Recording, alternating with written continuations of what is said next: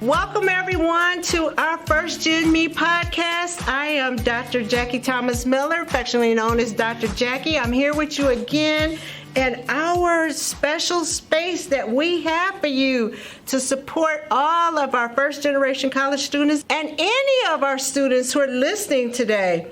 I have with us today a very, very special guest. I'm so excited. You know, we had Dean Nancy in our inaugural podcast. So today we have our Associate Dean of Learning Engagement and Global Initiatives, Dr. Kathryn Obenchain. Welcome, Thank you. I am so happy to be here. Thank you for inviting me. We are just having a great time with our podcast, and I hope that our listeners are really learning and being enriched with all of the episodes that we have provided you with up to this point. But today I'm going to start off with my question. Dr. Obenchain, what does the first generation college graduate identity mean to you? I think to me it means fulfilling a dream of my parents. I think that was an important part for my brother and sister and I. We were told we were going to go to college. We weren't told what we should get a degree in. We weren't told what college we should go to, although it had to be in state because of cost. But just the idea that my parents valued education and that they had created a business for the sole purpose of putting their children through college. And in doing that, it was a way to sort of pay them back for their parenting and to fulfill something that they had not been able to do as they were growing up. You know, I really appreciated that you brought this other perspective because one of our former guests, Floyd Craig, he shared that, one of our former guests, Ryan Farrell, he shared that college was just not even in the cards in his parents' perspective for their children. So it was something that he had to take ownership of and start to navigate for himself. But yet you're bringing in another perspective here where your parents saw the value of education. And many of our parents do see the value, but they don't invest in that. Whereas your parents did. Your parents said, I want my children to have what I didn't have. I'm going to make sure that I provide whatever they need to follow this pathway. So can you talk about, was that weighing heavy on you as first gen in your family? Did that weigh heavy on you and say, man, I got to go to college? Well, I think my brother and sister are a lot older than me, so I think they really paved the way for me, but it weighed heavy on me in the sense that I didn't want to disappoint my parents. Like I said, they had created actually a summer business at Indiana Beach for the sole purpose of paying for college education. So I didn't want to disappoint them. And so, you know, that meant that when I got to college, I was terrified of not being successful, of academically not being successful. Not that my parents would be angry with me or anything like that, but I knew I knew how important this was to them. I knew that for them, they thought that a college education would open a lot of doors that a high school education, just a high school education, would not open. And so they wanted there to be more opportunities. And at that time, which was 40 years ago, that was certainly very true in the U.S. economy, that college education opened doors in terms of lifetime earnings, in terms of opportunities to shift careers, and actually just to grow as a human being. I learned a lot about the world and a lot of things in college that I would have not had the opportunity to learn. So yeah, it did weigh heavy on me in that I didn't want to disappoint my parents. I didn't need them to be proud of me necessarily, although that's always nice. But I knew they'd made some sacrifices and were working very hard to do this for their children. And I wanted to live up to my end of the bargain. And you mentioned something that I'm sure that many of our listeners are going through, because I hear this when we have our advising appointments where our students say, well, I really don't want to let my parents down. Mm-hmm.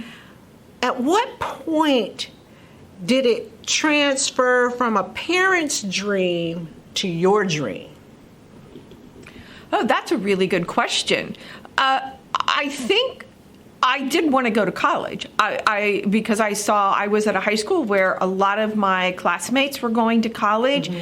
and and there were a high number of students from that high school who went on to college to a variety of places. And I think it was something that most of us saw as the next step mm-hmm. in our lives. Mm-hmm. So I was never resistant to it. At all. And again, from a very early age, it was just an expectation. Mm-hmm. And we went on, a couple of college tours, and my parents were very supportive. And the question was never, should you or should you not go to college? It was, which college are you going to go to? When? And when are you going to go to college, and which college are you going to go to? And it wasn't even, at that time, what are you going to major in? For me, I was a history major.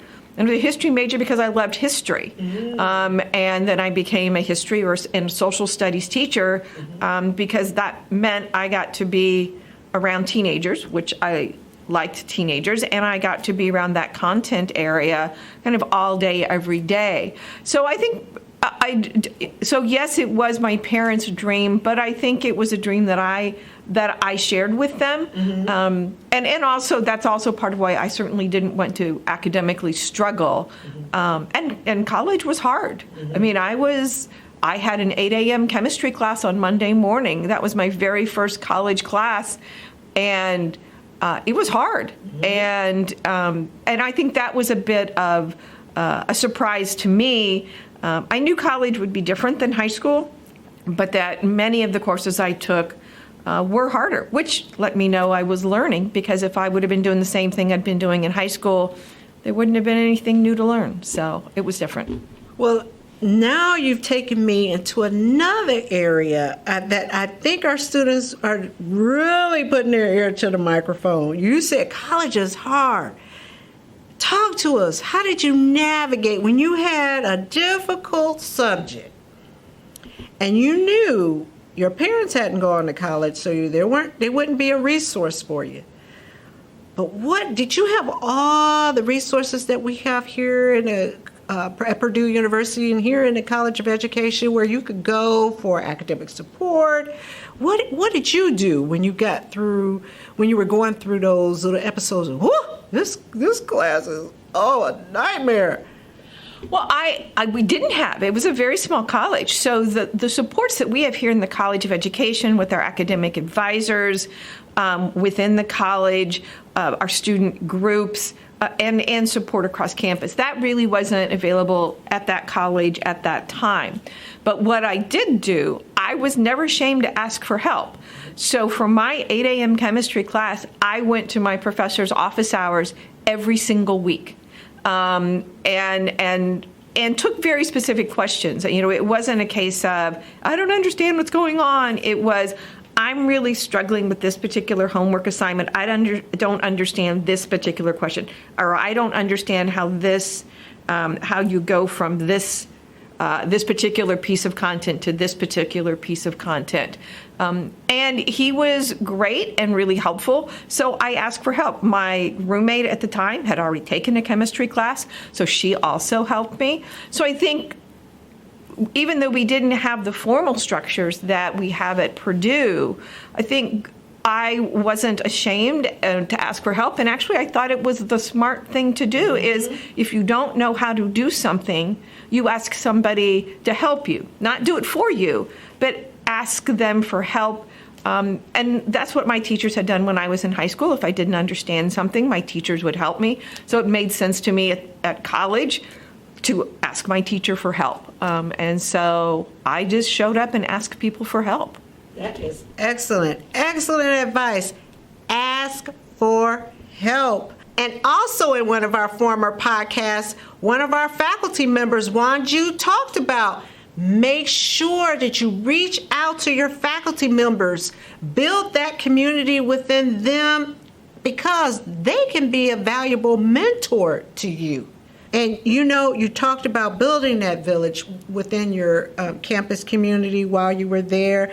And we really appreciate the value that you have added to the conversation, because you have shared with our students how you can not only fulfill your parents' dream, but your own dream.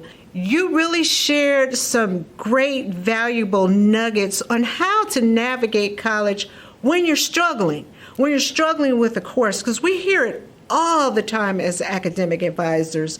And we just want our students to know that we're here for you in the College of Education. As our Associate Dean, Dr. Obenchain, said, she's going through it. So you're not going through anything that any of us as first-generation college graduates have not gone through. So know that we're a good resource for you. Continue to tune in to our First Gen podcast. And as always, I am Dr. Jackie. My email address is jthomasm@purdue.edu. Please visit our advising team on the 3rd floor of Baring Hall. We are here for you. Thank you for joining us today. And again, create a magnificent day.